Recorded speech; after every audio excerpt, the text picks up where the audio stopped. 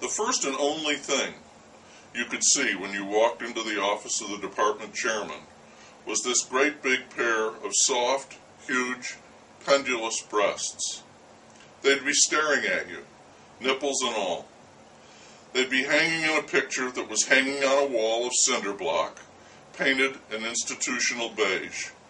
It was shocking and inappropriate for naked breasts to be hanging there, and this exaggerated their effect.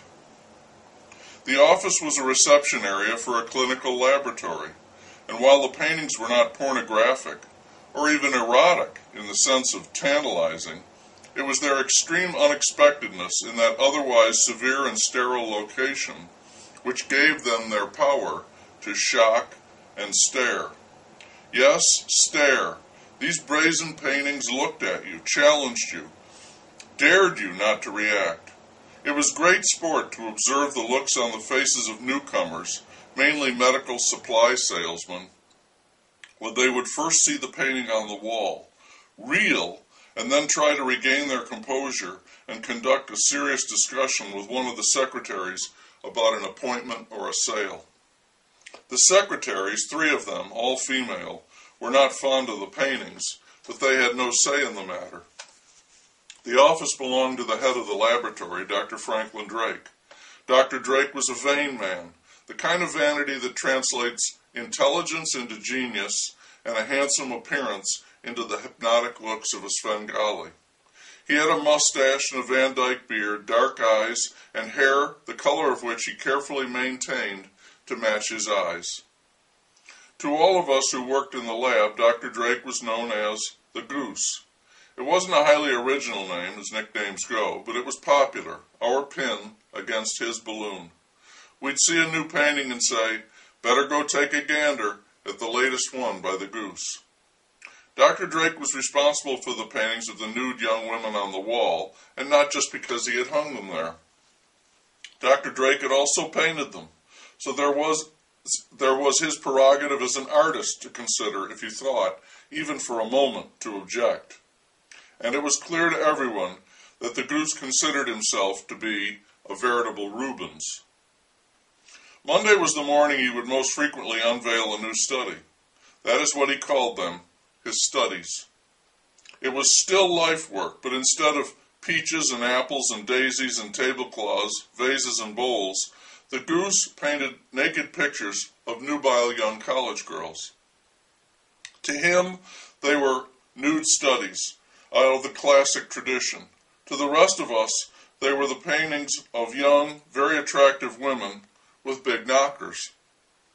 Dr. Drake would sometimes comment on his paintings, especially right after he had hung a new one, directing our attention to the way he had caught the light, or reflecting on his struggle to make use of shadow for texture. But these nuances were lost on us.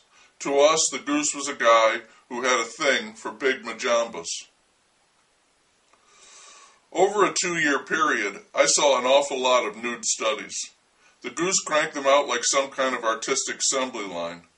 A new one went up on the wall about every other week. Truly prolific pace. One doctor in the lab liked to say that the Goose was twice as fast as Hugh Hefner. Since we were located in a college town, the Goose had no shortage of his favorite type, these young, abundantly blessed females.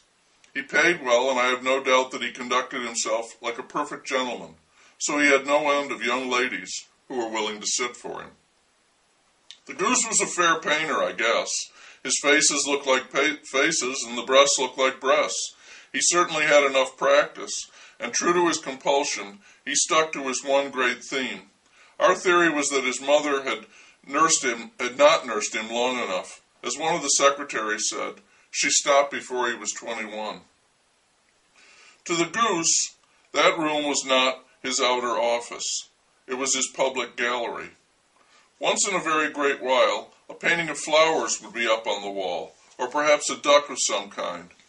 The Goose painting ducks? We would all make jokes about this departure.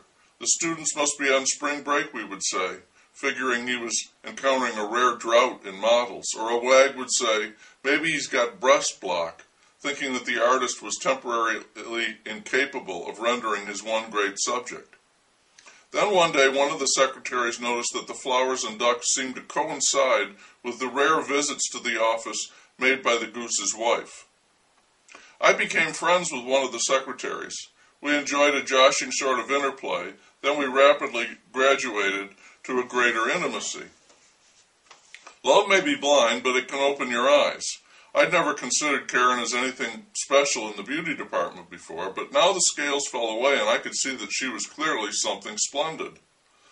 With respect, sincerity, and as a compliment, I told her that she could be a candidate for one of the studies, and she told me that the goose had already asked her to pose.